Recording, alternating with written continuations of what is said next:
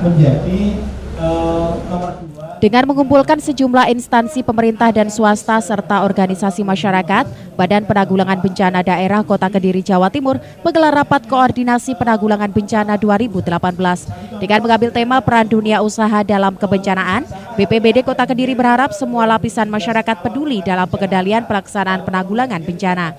Bertempat di salah satu kafe di Jalan Basuki Rahmat, Kota Kediri, rapat koordinasi dibuka oleh Asisten 1 Pemerintahan Mandung Sulaksono dengan menghadirkan narasumber Misdarno, Kasih Pencegahan BPBD Provinsi dan moderator dari USAID.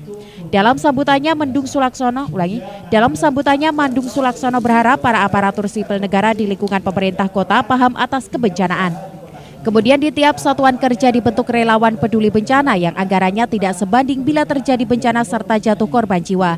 Senada dengan Asisten 1 Kepala BPBD Kota Kediri Samsul Bahri mengungkapkan, kegiatan ini sebagai bentuk kesamaan pemikiran serta kepedulian dalam penanganan dan penanggulangan bencana. Yang intinya kegiatan hari ini adalah untuk menciptakan sinergi semua komponen yang terlibat dalam bencana. Jadi perlu diketahui bahwa penanggulangan bencana itu adalah tanggung jawab bersama sesuai amanat Undang-Undang Nomor 24 Tahun 2007. Jadi tanggung jawab pemerintah, masyarakat, dan dunia usaha. Lebih lanjut, Samsul menegaskan bahwa Kota Kediri dalam posisi sedang. Untuk itu harus selalu siaga bencana meski ketanggapan telah teruji.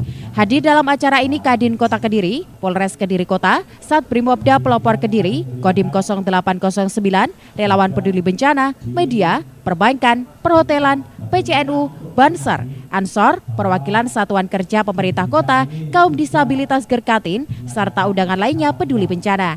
Dari Biro Kediri, Jawa Timur, Fani Muhtar, Madu TV, mewartakan. Nomor 2 di dunia dalam